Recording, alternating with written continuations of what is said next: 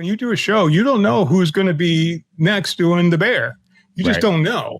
Right. So all of that little writer that's irritating you so much that's sitting next to you is going to be a showrunner in a minute and a half. Right. And they're going to remember that you pissed them off. And they're going to remember that you were great and you were sensitive and you listened to them. So I always tell directors, you got to think about your future. You can't trample on anybody if you can. Right. I mean, when I came to LA and I first started out, my assistant was Kevin Williamson, who is now Kevin Williamson. Right. But nobody knew he was going to be Kevin Williamson. But he remembers everybody who treated him like dirt and who actually treated him with respect and remembered his name and all that other shit. So you just gotta, you have to make not only alliances, but friends as you're traveling through the business.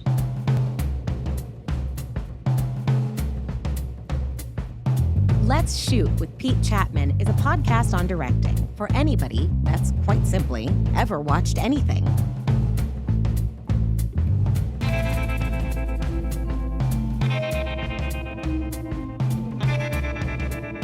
Visit PeteChatmon.com to get your official podcast merch, hoodies, hats, jackets, mugs, and other swag, and learn more about your host.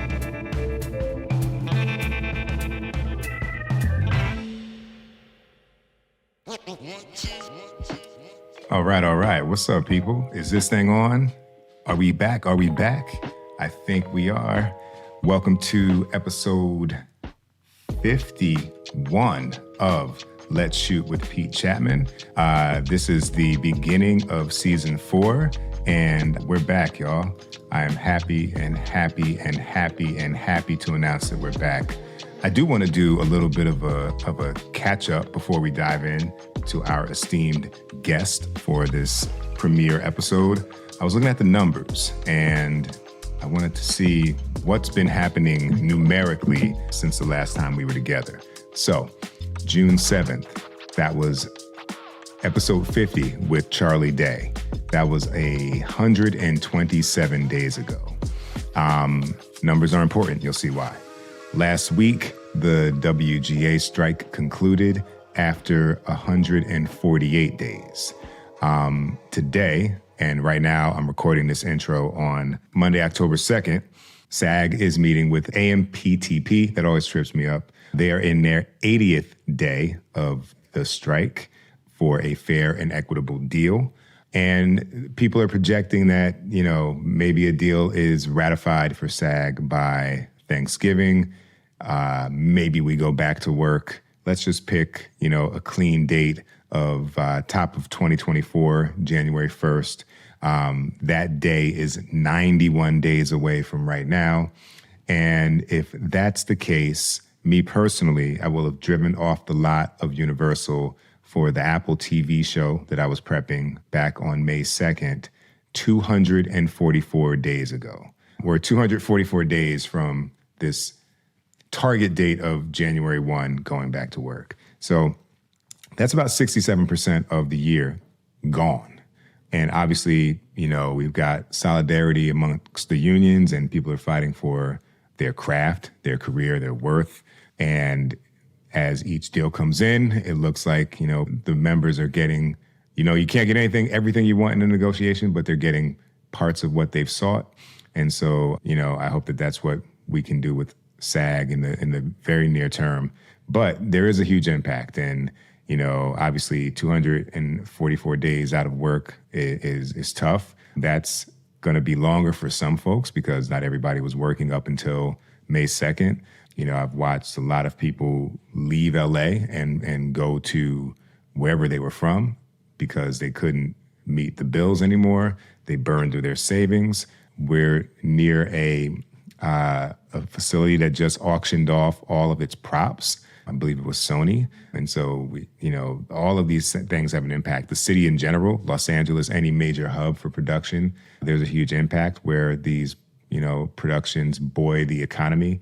And so I'm just really looking forward to, getting everybody back to work, things getting squared away and, telling stories. So here's to positive SAG negotiations, SAG-AFTRA with the AMPTP and getting this thing going.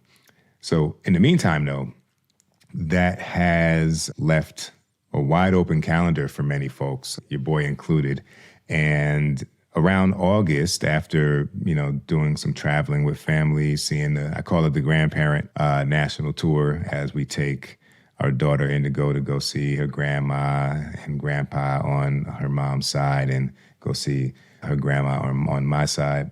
We started recording interviews for the pod in like mid to late August. And what we're doing this year is we're just, with all of that available time, we stockpiled and we recorded our 10 episodes for season 4 over that 6-week period. And that's what you're going to get rolling week to week for the next 10 weeks. But, creatively, personally, I've also had the time to finally finish a feature, which I'm very excited about. I'm going to go tap the keys after I finish this introduction. I've been reading. I forgot that I actually fucking like reading because that's kind of gone away with work. And so whether it's reading about, raising a kid or reading a book or a magazine, I've been enjoying that immensely. But most importantly, like I've alluded to, I've enjoyed spending time with family, watching my daughter grow, and finding new inspiration to tell stories and get back into the director's chair. So again, hoping that we can all be in our respective chairs or positions or crafts very soon. But how did we carve out season 4? Well, because no one knows what lies ahead as far as what the industry is going to be, and because we've had writers when I started recording and actors on strike, this is a director-centric season. I'm happy to present to you 10 people that provide insight and principles on how you might best anchor your creative career as we all figure out what the hell is going to be what in this changing landscape of entertainment, both film and TV. So in no particular order, you're going to hear from Reggie Rock Bythewood, Garrett McNamara, Anya Adams, Eric Dean Seaton, Allison Liddy Brown, Princess Monique Films, Jonathan Judge, Mo Marable, Bola Ogun, and our season will premiere now with the legendary Mr. Paris Barclay. Now, I have to give a fair introduction because you got to know who you're listening to if for some reason you don't. But Paris hails from Chicago Heights, Illinois, is Harvard and School of Hard Knocks graduated. That's my edit. And he's a 2-time Emmy winner, one of the most prolific directors across both drama and comedy and action. And he is someone that I admire a great deal. He directed 2 episodes of Dahmer. And if you haven't seen episode 6, Silenced, I suggest that you check it out and see a master at his craft. It's really compelling what he was able to communicate following a deaf character and putting the audience directly into that world in a super emotional and creative way.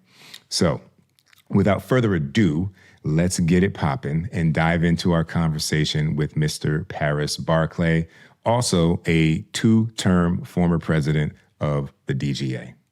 Let's go. Roll sound. Speed. The interview. Take 1. So here we are, man. I kind of want to start, and maybe you'll appreciate this as a director of all things, including documentaries, but I kind of want to start with a prologue of sorts and ask you, have you been at all surprised by the success you've had in this journey? Totally is the answer. I have been totally surprised. It was not my plan. In fact, my plan looked very different from this. So everything that has happened to me since I really started directing was basically against my will. Because my will had a completely different plan for my life, which I look back on it and sometimes I say, shit, I should have done that original plan because that original plan was cool. What was that plan? My original plan was I was going to be a composer and I was going to write music. And I was going to primarily write music for the musical theater, but also for popular artists and do songwriting. And that was the most exciting thing that I could do that I did in college and high school too. And I figured I would go to New York and be like Stephen Sondheim, but better and, more popular. And that's where I got my most excitement. And to this day, I still get the most excitement out of seeing music that I've done, shows that I've done, produced, and seeing them on stage. That to me is the biggest thrill. However, it is not lucrative, sadly. It is not a way to make a living, and certainly not a way to make a living and raise a family. Right. And so I turned to other things. Now, was there like a fork in the road, crossroads moment where you had to make that decision? Yeah, I guess there was. I hadn't thought of it that way, but when I started out in advertising, started out just doing television commercials, radio commercials, working for the big ad agencies, including the Mingo Jones agency, which was a black advertising agency famous for "We Do Chicken Right." Okay, so I did. That's important. It's got to be done right. It was like Putney Swope. Yeah, was the whole thing. So anyway, and that's how I was making a living when I was trying to write musicals in New York. Is working in advertising, being a creative director, eventually a creative supervisor over teams of writers. And that has come back to help me in my endeavor here in the producing, directing in particular role. But Joel Hinman, who's a friend of mine, had a music video company called Scorched Earth. And they represented primarily Adam Bernstein, who's now a television director at some note. But at that time, he was a big music video director. He had done Love Shack, Baby Love Shack. And it was a huge... you couldn't get away from it on MTV. And actually RuPaul was in it, by the way. Little known fact, when you watch it again, you'll see RuPaul as one of the dancers. But anyway, so he wanted to start a music video company that had black people because he thought there's so many black artists that don't have black directors. There are very, very few, Lionel Martin and a couple of others. So the amount of black music and music videos that were being made without black directors, he thought was ridiculous. Right. So he said, you're smart enough and I have the connections. If you leave your job, drop that nearly $100,000 a year paycheck and come and work for us, we'll create a company. That was a lot of money back then too. I was making a lot of money back then. Yeah. And mostly spending on Coke, but that's another story. So I said, okay, why not? I directed one television commercial in my time in advertising, and it was with Elizabeth Taylor. So it was a good start. And I thought, well, I could do music videos. I love music, and how hard could it be? I love music videos. And so he created this company with me called Black and White Television. And so when we started that, we created it in 6 months. We had no work and just nothing was happening. It was just not. We were selling, we were trying to get ourselves out there. We had 4 different directors we were promoting, and it wasn't really working. We did little tiny videos that didn't pay the rent, and it was a struggle. But we were hiring, when we did, crews that were primarily people of color. And we thought, it's non-union, we could get them in, they can get the experience, and then they can get eventually into the union. It would be a stepping stone. Fortunately for me, LL Cool J hired me. When Adam Bernstein couldn't do his video for Big Old Butt, Adam Bernstein recommended me. And so I owe a debt to Adam Bernstein to this day, because he's the one who said, you should get Paris Barclay to do it. And I did my first LL Cool J video, which was Big Old Butt, a classic, by the way. Please YouTube it. It is so politically incorrect. You will be thrilled. And this was before Baby Got Back and some of the other ones. We were just showing booty, like whatever.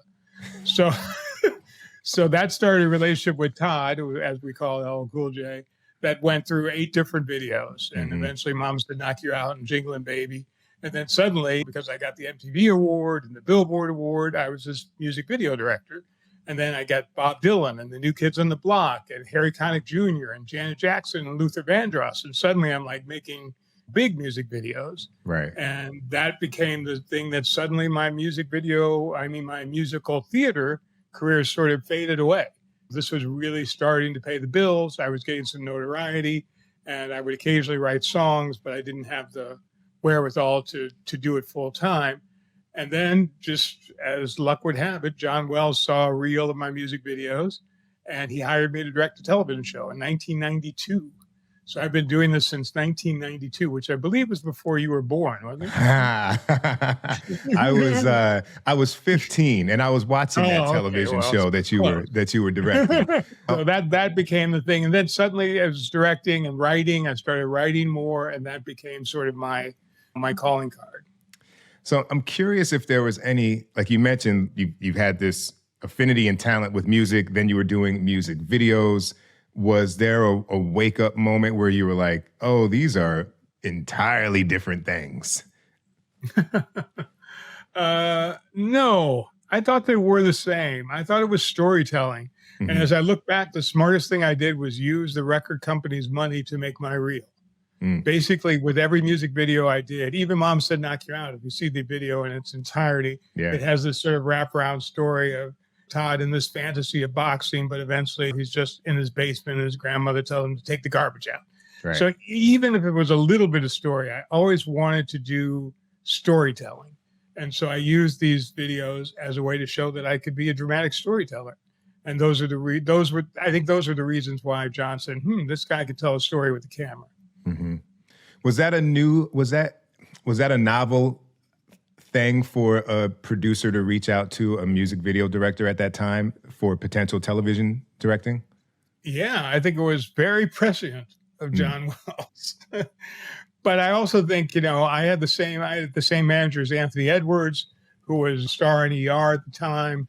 Well, he wasn't yet a star in ER at the time. This was just before that. And I think they had a connection. And so that helped to get me to John. But then I had to have this 2-hour interview where I just talk shit. I mean, because you talked about this on your show, that interview is make it or break it. You have to come and you have to be like fully loaded with everything you are. I'm talking about musical theater and I know how to stage and I'm trying to pull, and from advertising, I've learned how to work with people and collaborate. Everything that I had, I was putting on the table to try to get that job. Yeah. And I did. It was a short-lived series called Angel Street. It starred Robin Givens and Pam Gidley. They were detectives in Chicago, my hometown. And it was terrible, but every scene was done in one shot. Right. That was the conceit of it, that each scene would be done from beginning to end without cutting, as much as you possibly could. So that was great, a great experience for me because I had Ernie Hudson and lots of great actors, but I had to figure out, how do I stage this? And I think John thought my musical theater background would help with that. So getting launched into it, it wasn't that much of a risk. He knew I had the theater. He knew I had a visual sense, and he knew I could talk to people from my experience in the theater and actually direct actors. And so he gave me a shot. What I didn't know is, even though that was his first show as an executive producer, the next show he would do would be ER just a few years later. And then he hired me again to do that. Yeah, those relationships are, it's so much about that more than anything else. Well, that's why I say when you do a show, you don't know who's going to be next doing the bear. You just don't know. Right. So all of that little writer that's irritating you so much that's sitting next to you is going to be a showrunner in a minute and a half. Right. And they're going to remember that you pissed them off. And they're going to remember that you were great and you were sensitive and you listened to them. So I always tell directors, you got to think about your future. You can't trample on anybody if you can. I mean, when I came to LA and I first started out, my sister was Kevin Williamson, who is now Kevin Williamson. Right. But nobody knew he was going to be Kevin Williamson. But he remembers everybody who treated him like dirt and who actually treated him with respect and remembered his name and all that other shit. So you just gotta, you have to make not only alliances, but friends as you're traveling through the business. Have you ever had a reason, or have you ever burned? I don't want to say burn a bridge because I don't like that. I think the terminology of that is like sometimes the semantics of it are off because sometimes you need to burn that bridge down. Like it's just all you've left me with. It's my only option. Like, have you had to do that before? And I'm not asking for specifics, but like, have I deliberately burned a bridge? Yes. I think I pretty much know a show is going to be the end for me right about the time I get the script. Because, I don't know if every viewer knows this, but when you're booked for a television series, you just are booked for episode 7, boom. And then you come there and usually there's a script sitting on your desk. That's the way it used to be in our day. But you're supposed to get it the day before, but usually it's sitting on your desk and you read it. And just by the time you get through it, you kind of know I'm fucked. Right. This is that script that is just not going to work. And that happens sadly, especially early in my career. Like Lost was a perfect example. I will name names. Like I got to Lost, it was season 2 or 3, I can't remember. I was so excited about the show. I loved the show. I loved the actors. The pilot is still one of the most amazing pilots I've ever seen. they finally call me and they say, come to do Lost. Oh my God. And I open up the script and it came like day 4 or 5 or something of prep. And I just thought, holy shit, they're going to hate me. It had none of the major characters except Matthew Fox and Evangeline Lilly and, Sawyer. And then that was it. And they were mostly on a boat. And then he was trying to figure out his flashbacks to how he got a tattoo with Bai Ling, and just nothing happened. Right. And I thought, I'm going to take the fall for this one. And I did. Why do you think you took the fall if it was a script thing, just the virtue of the experience? The director, it's like the director gets the hit. It doesn't matter the quality of the script. You end up being the person who ends up suddenly not, you couldn't bring it to life. You couldn't elevate it, whatever it is. And it ends up being on you. And that's just the way society goes. When they look back, and I've had to fight this in rooms as a producer director saying, you gave Pete, and you're a perfect example, a shitty script. He was trying to do everything he could do to save the script. Right. And while that episode didn't come out very well, blah, blah. I'm not saying they said that about you in particular, but that was not a great script you had on Station 19. And there's only so much you can do, but the director is the one whose name goes on it, and that's the one that often is blamed. I will say, because I have you here in this forum for a little bit, there are two things that I really appreciate and take away from working with you on that show. One was actually before getting the job, which was in the interview I had with you. You had a legal pad, and you and you had these questions that you were asking me from like posts that I had on the blog on my website.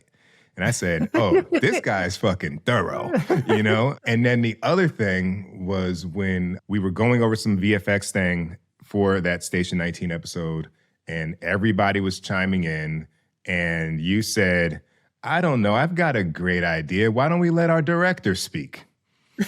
And everyone stopped. And they gave me the floor, and I was like, man, that's like, I was taking notes on the style, because there are so many ways that you can navigate that moment as a director. And I've admired the way that you move through these different rooms and genres and scenarios with, at least from my perspective, without any dirt on your shirt. Well, without too much. But, I also... and I think you should become a producer director if you haven't already, because I think you'd be really good at it. I did one season so far. Yeah, the role of being a producer director is try to empower the director and try to protect them at the same time, because there's so many voices, so many people want to direct, and they want to direct while you're directing.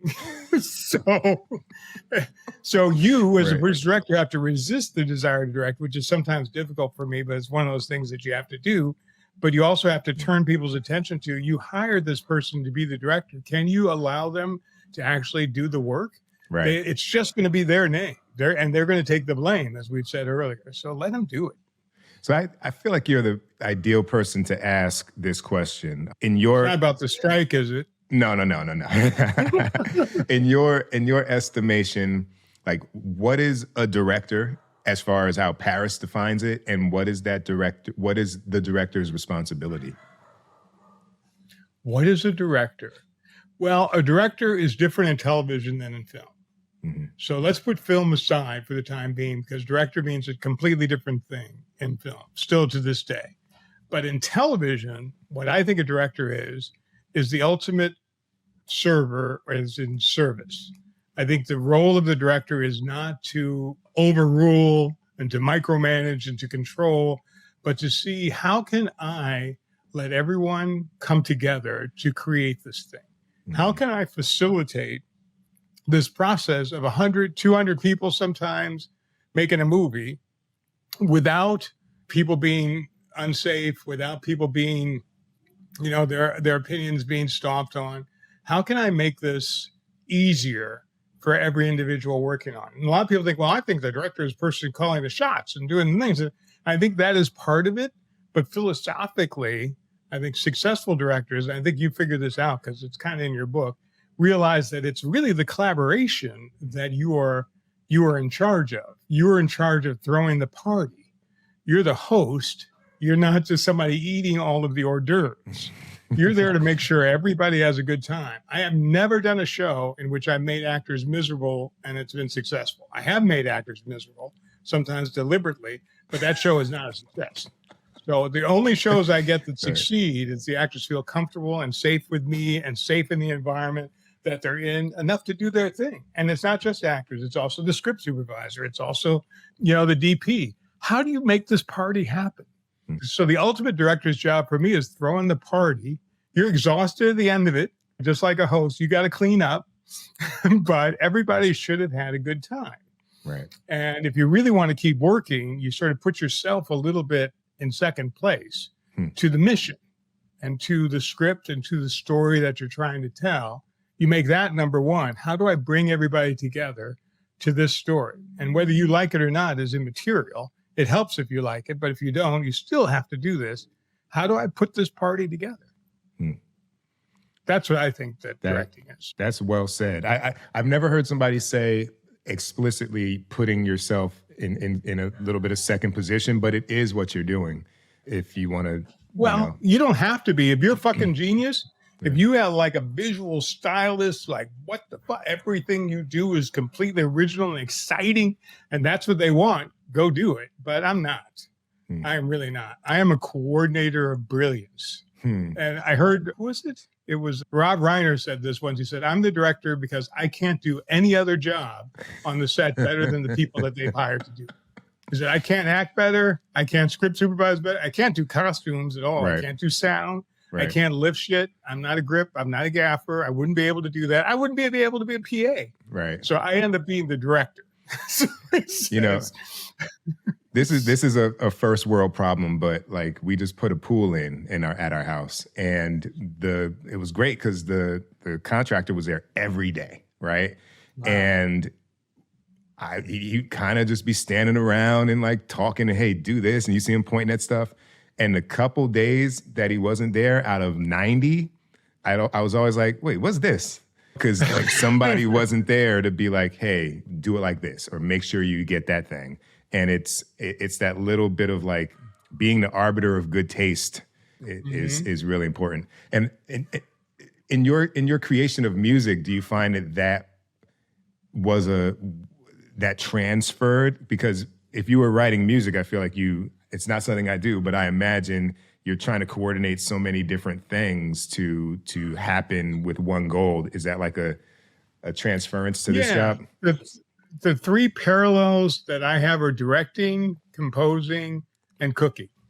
I think, and I'm very good at all three of these things. And the reason I'm good is they're sort of the same to me.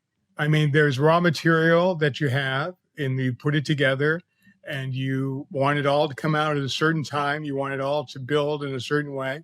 When I'm cooking, last night, what did I make? Last night I made pork chops in a sweet and spicy molasses kind of thing. But you have to make sure that comes out at the same time as the rice and the vegetables. And I had a recipe, but I didn't like certain parts of the recipe. So I adjusted, like they had whiskey in it. I'm not going to put fucking whiskey in my fucking pork chops. So I changed that to apple cider because I know that apple cider will give me the same effect because I have experience. And directing is a lot like that. And composing is a lot like that. But where composing and directing really come together is every episode, and you know this, is kind of a musical. I mean, not a musical in the sense of, but a musical in the sense of there's a rhythm to it and a pace and a build of a song or a symphony. And so when you're editing it, you're trying to make the music happen. You're trying to make it flow like a song, and you're trying to make it build like a song. So the episode really feels complete and the action rises and you choose your shots in a way that they bridge and build the momentum of it. So it's very musical in it. I often tell editors, I'm sorry I'm so picky, but it's just the music. It's just not hitting rhythmically. It's not hitting the beats. It's too jagged here. We need to breathe here. But just like, do I hold that note or do I go now to 16th notes really fast? Right. It's very similar in terms of construction. So those are three things that I think are sort of intertwined. And I don't know, did I ask you if you cooked in your interview? I usually do. You did, and I've only come to cook more complicated things as of late, thanks to being home. Yeah, the COVID or the strike? Both. Like COVID, I started making sauces. Before that, it was just like, let me put that steak on the grill or make some fish, things that happen kind of quick and easy. But now I'm making herb butter every week and stuff like that for some kind of white wine butter sauce or whatever for a shrimp. Ooh, that sounds good. See, I like that. And I find it very satisfying. Like, I like to try a new recipe and put it together, just like I like to go to a different show. I mean, in my journeyman days before I was producer director and stayed on shit for long periods of time, I love the idea of traveling to another show, to another city, and meeting this family, which is kind of analogous to just, I'm going to make this different recipe I haven't made. That may be really complicated, but I'm going to try it. I did a thing with scallops and a tomato sauce. I'd never done it before. You have to blister the tomatoes and you have to then add vinegar to them and they kind of pop. I just love all the science of it. And then the final result of it. I love to eat too, so that helps. One little tip on the food tip, we were in Mexico and we stayed on a compound and had like local folks who were cooking for us every day. And they would take the tomatoes, wrap them in foil and put them directly on the stove. Ooh. And that's how they would like soften them up for salsa or whatever else they were making. And it was great. So they put them right on the range? Right on the range, wrapped in foil, like on high. Wow. Yeah. That's dangerous. Yeah. So that's very dangerous. You stated the difference between TV and film, but I'm curious to see how you transitioned into your first feature. Well, I clunked into it is what I did. I just like clunk. and that was Don't Be a Menace to South Central while drinking your juice in the hood? Yes, that classic, which still earns residuals to this day. That's funny. It's a funny movie. That's a funny movie. It does not die. Well, I had known Kid and Play because I had done a video with them, and they knew the Wayans brothers. And then I did a video with the Wayanses. I think it was for one of their movies. I did like a commercial promo video, and so they invited me to do this, and it was their first Wayans brothers comedy. And I read the script and I said, I don't want to do this. This is for my first feature. This is not going to be good. But then everyone told me, including Sidney Lumet in his book, Making Movies, that if someone offers you a feature, you should do it because it's so hard to get a feature. If you're getting offered a feature, make the movie. Don't worry about what it is. That was bad advice. Because it was a tough experience. I mean, I got through it. It was very tough.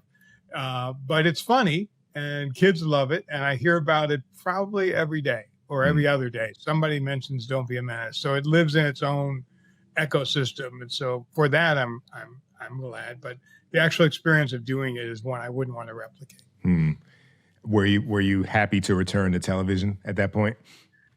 Yeah, but I've also done like TV movies. Like I did this great TV movie, The Cherokee Kid, with Sinbad and with James Coburn was in it and Burt Reynolds. And there was a big Western, and we went to all the different Western towns that are now all torn down. Like Warner Brothers used to have a Western street where they would shoot Westerns, and now they have all the buildings. That's actually where our offices were in cold cases, where they used to have this Western town where they shot TV series and movies at. So it was fun to go like in this picaresque journey around California to find all these great Western towns, because that was the story. I'm involved the Cherokee Kid traveling a lot with A. Martinez. And that was a blast. I mean, that was a completely different experience to make a big Western like that with the horses and the trainers and Don Lewis. And we had so many great people. Ernie Hudson was in that too, that it was just, my son still watches it to this day and finds it hilarious. And then Stanley Clark, the bassist and also composer, did the score. Yeah. He and I have the same birthday, and he did a sweeping, big musical orchestra score for it. And so that was my first time going to an orchestra scoring session or show you were doing. That was so thrilling. So, and doing long form, I wouldn't mind doing it. And I'm looking at some scripts now, but now it's got to be really the right thing. It's got to be just the right thing. I'm very picky now.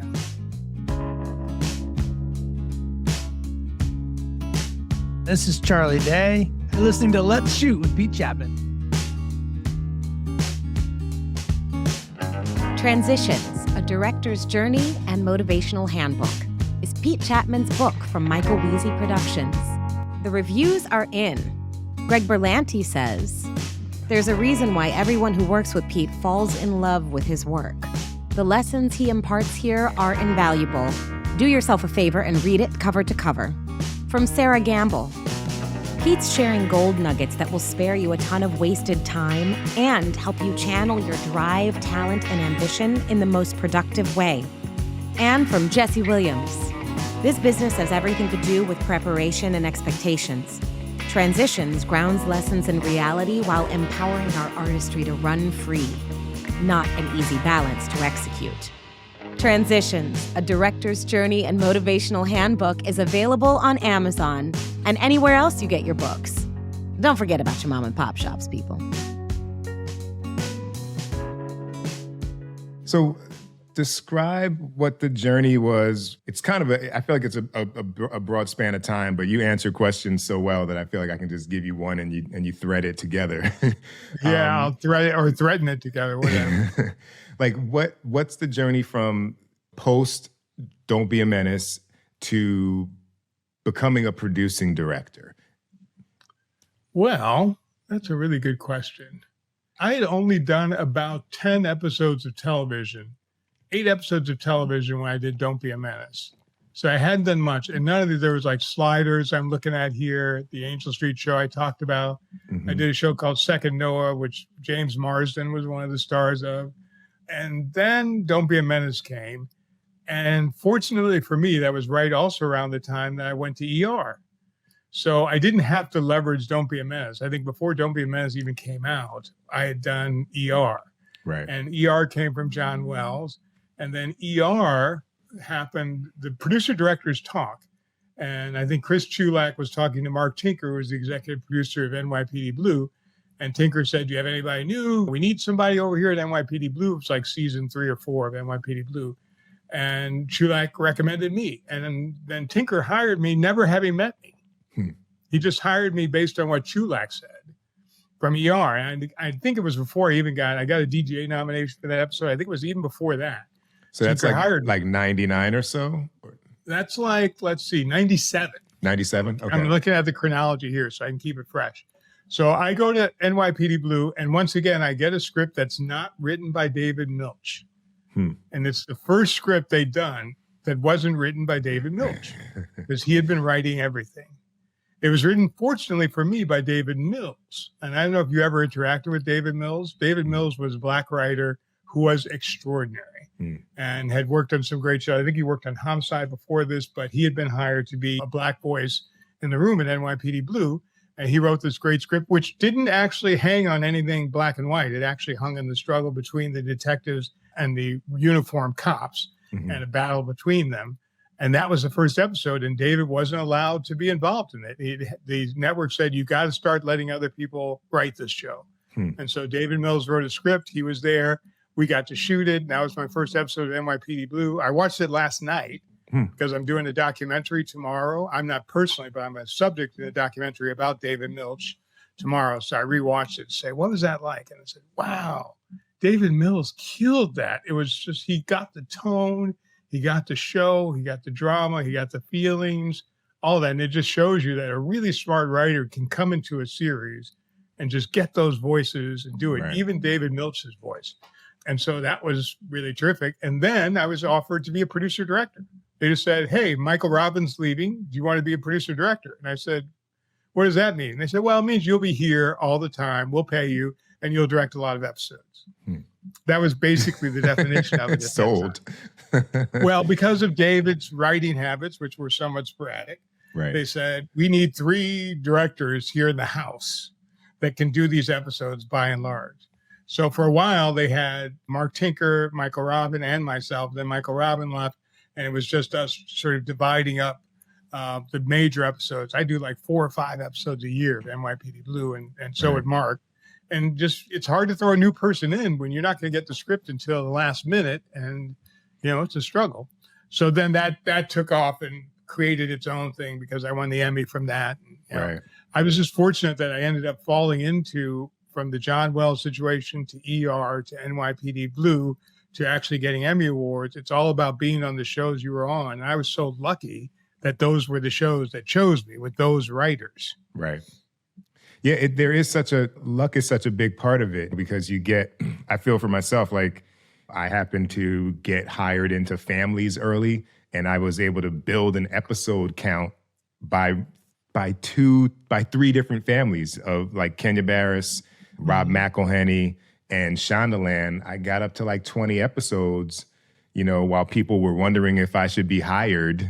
I'm able to kind of remind, and then it's like, well, let's give that guy a shot on this HBO show because he's been working. And yeah, I don't know. Could you do that today? Is that something that can be done? I guess maybe if you're in Ryan Murphy, maybe in Shonda. I mean, maybe you can do that today, but it seems like it was easier back in the day. But some of the camps didn't hire, like David E. Kelly wouldn't hire anyone from Bochco. So there was always a conflict there. So I didn't get to do it. I've never done the David E. Kelly show, partly because in his real heyday, I was doing Bochco shows and it was just like, right. I'm gonna do that. Right. Sometimes they think differently. I think some people would think Shonda is too soapy for their genre, so they're not going to hire a Shondaland director. Right. So I tried to skip through as many different tribes as I could, right, so that I could get a lot of variation. After NYPD Blue, I think I did the show City of Angels, which I co-created, and then I went back to the West Wing, which was really Aaron Sorkin, with John Wells overseeing it, but really Aaron Sorkin and Tommy Schlamme. And so now it's a new camp, and then Cold Case is a whole nother camp with Meredith Steam, our now president. Right. And so you have to keep finding your families and sometimes shifting them as time goes on. How does City of Angels come to be where now you're a co-creator? Well, Bochco, in his infinite wisdom, said, I want to do a Black medical drama, and I think you'd be perfect for it. I know you can write because I've been working with David and giving David my writing and getting him to give me feedback and stuff like that. So let's create this show together because I'm just a white Jewish guy and you're Black, and we'll bring on Nick Wooten, we'll get it done. And so we did that with Diane Houston and with other writers in the room. We created the first season of it. And, that was extraordinary. I mean, suddenly I'm creating a television show with Stephen Bochco and casting it. And we cast Vivica Fox and Blair Underwood and a few people in small roles like Viola Davis and I've heard of her. Spencer. Yeah. And Maya Rudolph. These are like our regulars. Right. Hill Harper. We're all a part of that company of City of Angels, just doing their doctor things in the hospital. So it was really a great experience. It kind of spoiled me a little bit because it was in the first season of it, it was really kind of a wonderful thing. Wow, I'm creating a network show and it wasn't getting ratings. It was a Black hospital drama with virtually all Black cast. Right. It was not happening, but CBS kept it going. Right. Now it seems to their credit.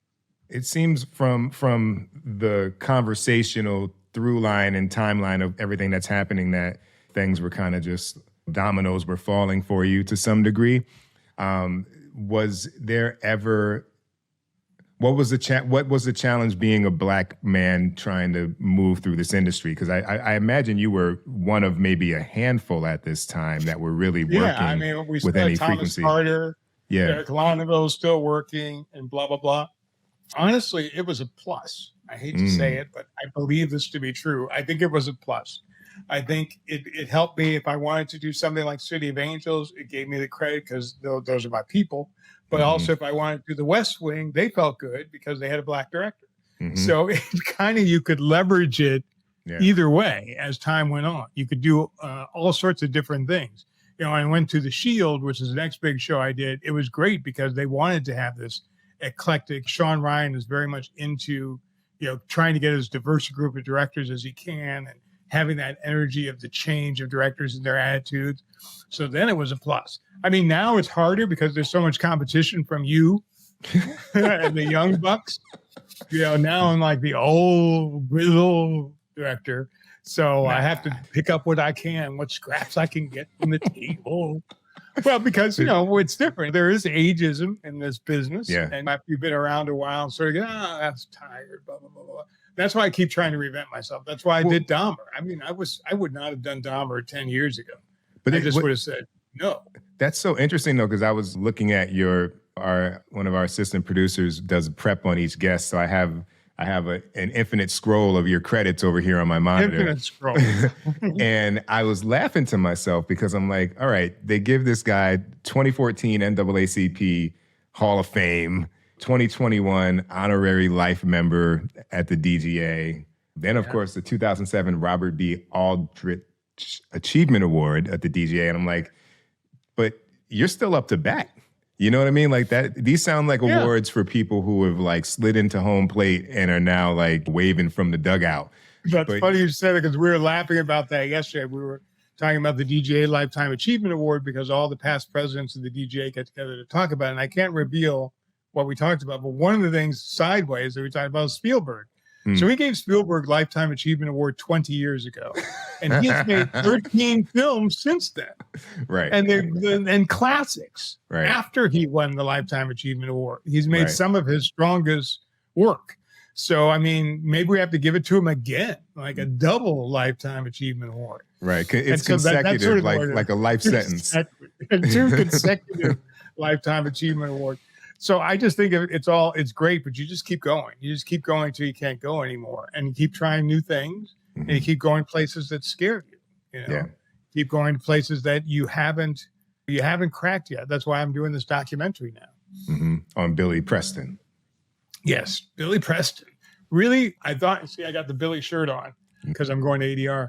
I did not know the story that I thought I knew of Billy Preston because I sort of grew up knowing the music, going around circles, Right. and knowing that he had played with the Beatles, and some people called him the fifth Beatle. I just knew the headlines, but I really didn't know his real story. And as we dug into it, we've been working on it for 2 years. We discovered that he's heavily influenced by the Black church for both good and bad.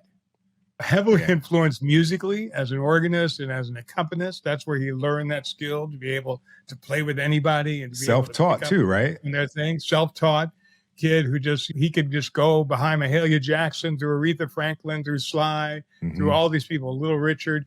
But also the church sort of scarred him because he was gay and was never able to really deal with it in any kind of constructive way. I mean, he didn't just wake up and go to therapy and say, I need to talk to somebody about this. Right. So he also had this hidden life that kind of ate away at him through the course of it. And so it became a really interesting story to try to dig through, to parse the church's impact on him and the church's impact on other people like him and how that may have affected his trajectory as a star.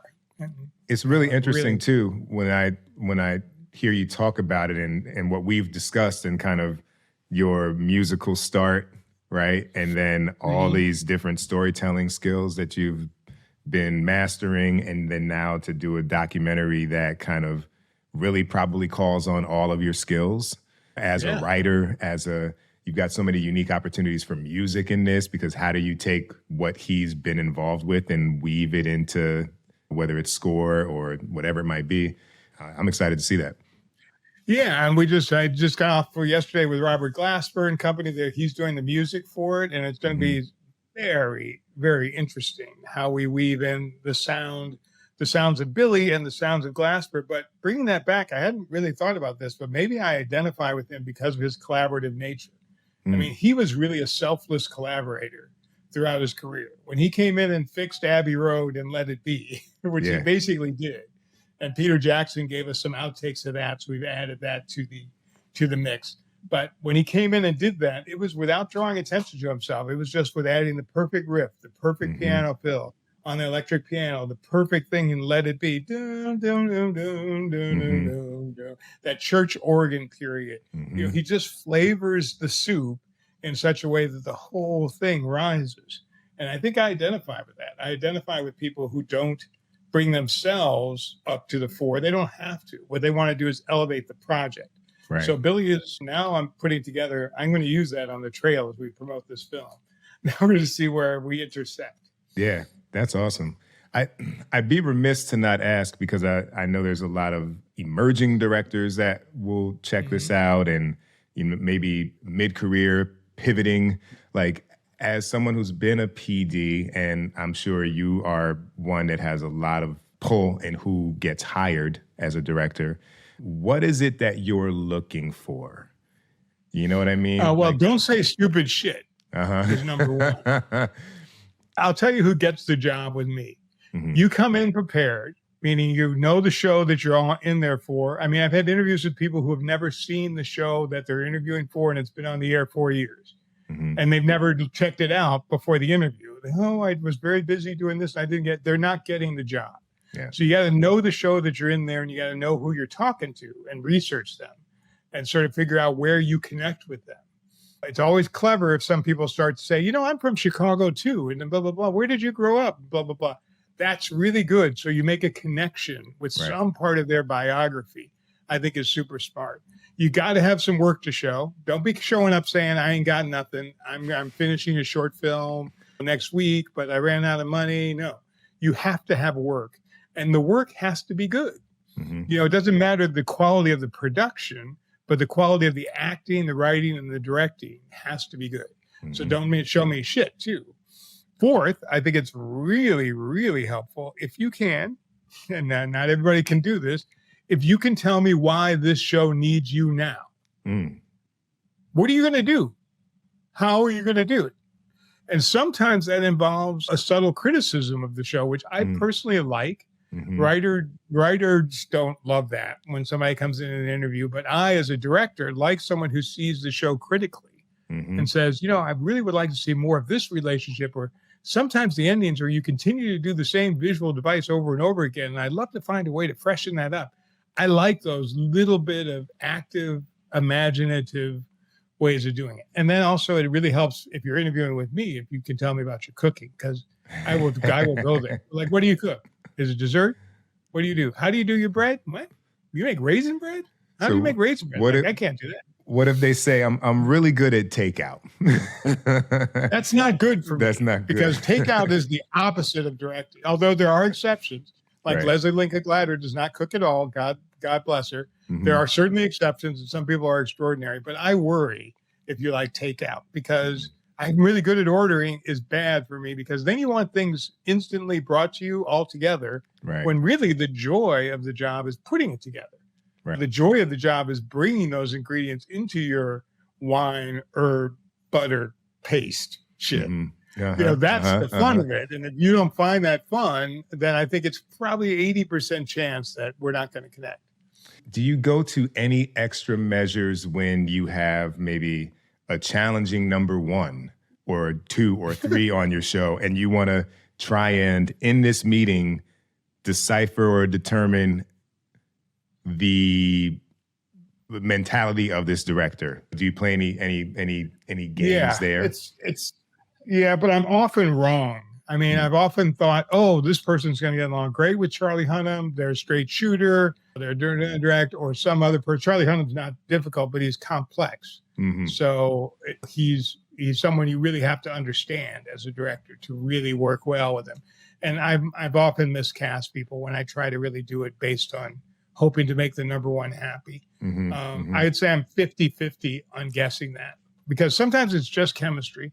Right. People that I thought would never get along with the number 1 who's been problematic, just wrap them around their fingers, and people I think are going to be able to handle it, get Right. furious, or in my office crying. Mhm. So I've sort of stopped that. I just wonder if they're a great director of people, but Yeah. I realize that's a God thing. I have to leave it to God as to whether or not they're going to work out. I remember you pointed to headshots on the wall and you said, "Who should we get rid of?" And and I was like, that's some fucking question right there. I was like, I don't. And so I said, all right, well, part of me was like, I felt Don't like name names here. I felt like it was a trap. So I said, I said, well, I said, that's above my pay grade, but I can tell you who I think is underused. Get on me. And because I felt like it was a great question to see how somebody responds to that tells you a lot, I think, right? Right. You ask a lot of questions just to see how people do respond. I am curious about that. Sometimes I ask if they make shot lists. I worry about that. If they say they never make a shot list, I worry. Mm-hmm. I mean, they never make a shot list. Right. How do they express to everybody what they're doing? They just wait on the day and they wait till rehearsal and they sort of say it verbally and everyone looks at you and goes, "What the fuck?" I mean, That's not a trick question, but sometimes I do ask. I can't reveal them now, but I have a future question. That one I forgot, so I have to remember that. Mm-hmm. So with my records here say over 160 episodes of television. Is that correct? 178. 178 exactly. Yes, exactly. Okay. So, because we're rounding third here, we're bringing it home. I won't ask you to identify your favorite baby, but I'll ask you, maybe this helps. Maybe not helps. Maybe this makes it a different kind of question. Can you name the episode you're most proud of? And I know that might be tough. And then maybe the scene that you're most proud of, what you were able to accomplish as a storyteller. Actually, that's not that hard now, because it's really NYPD Blue's Hearts and Souls episode, which Jimmy Smits dies in. That episode, I cannot watch in its entirety without just weeping. And part of it is because it's so beautifully written. David, and I think Nick helped him on that too, just wrote a send-off for Jimmy Smits that was awesome. But also, it was really emotional for us because none of us wanted Jimmy Smits to leave. Jimmy Smits just had to go. And so we were all mourning. And so part of my job as the ultimate party thrower coach is to keep everyone together. And I relive that whole experience of going through it every time I watch it. So there's the story on one level that's moving me because of the writing. And then there's the experience that comes back to me like a flood. Yeah. And it does have my favorite scene, which is the last scene in the movie when he actually does die, which flips through sort of a version of his near-death experience, seeing Patty, the guy who taught him how to fly birds, up on his rooftop, and Patty recognizing that he was a hero and telling him that he did these great things in his life. That's always incredibly moving. I get a little choked up just thinking about it now. So that is by far probably my favorite. And when I teach my directing class, I do like to show it, but I leave the room. I don't watch it anymore because then I can't talk about it all. All right. Well, this is the martini. This is the final question. Martini's up. In a story about your life, who's going to play me? Michael B. Jordan. All right. All right. We got who's directing it? Oh, I don't know who's directing it. That's a tough one. Who should be directing my story? Who is really good? I think probably I want it to be a little crazy, so probably Lee Daniels should do it. Okay. What is it, a film or is it a series or what? Oh, it would be a film. Okay. And then what genre? Horror. No, it's an emotional coming of age story, I think. That's what it is. And it's filled with music, and it's filled with sets that are truly parties, and it's filled with human connection. Because I think we're actually all in this particular business to satisfy this need to be connected with each other. That's why strikes are so difficult, but also to connect with the viewers through the work that we do. Right. And it's all an expression of love. And I think the story would end up being a love story. It would be about me loving myself. No, it would be about me finding ways to express love and to show love through the stories that I tell. Because I do believe there's a lot of darkness. I don't know if you noticed, a lot of darkness in the world. So when I can have the opportunity to elevate and bring people's attention to the things we love, both in my behavior on the set and in the work that I do, then it feels like it's a worthwhile thing. I just think that's what I wanted to experience. That's why I love Jury Duty, actually, that show, because I felt in the end, there was love there. There was love for that kid there and a love for humanity. Did you watch Jury Duty at all? I haven't seen it yet. Oh, you got to watch it. It seems to be a comedy, but as it grows, you realize that it's really like a Frank Capra film. That is very funny, laugh out loud funny, but also is very reassuring about humanity's goodness. And it seems like everything's going to shit, but I refuse to buy into that, and I refuse to propagate it. So I'm going to just keep doing the positive thing I do. I'm going to keep working with the unions and mentoring young filmmakers and giving people shots. But at the same time, I'm going to try to put things out there that elevate us in a time of really severe need. So if my life story is going to be done well, it's going to have those elements, but it's going to be much more dramatic than what I said. All right. Well, Paris Barclay, thank you for joining us here. This has been an honor and a Thank you, pleasure. Pete. I'm glad I didn't go on to 2 hours like Charles Murray did. Oh, wow. That was a big one.